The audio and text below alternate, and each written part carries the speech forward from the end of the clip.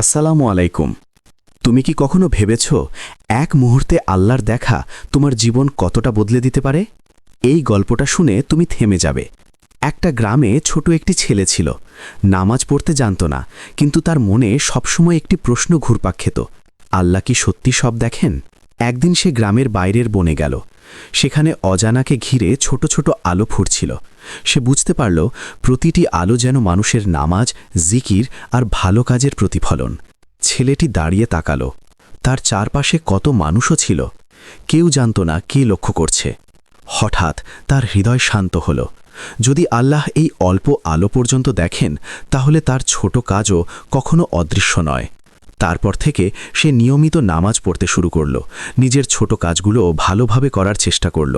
সে বুঝল সত্যিকারের বিশ্বাস শুধু দেখানোর জন্য নয়, এটি আত্মার শক্তি।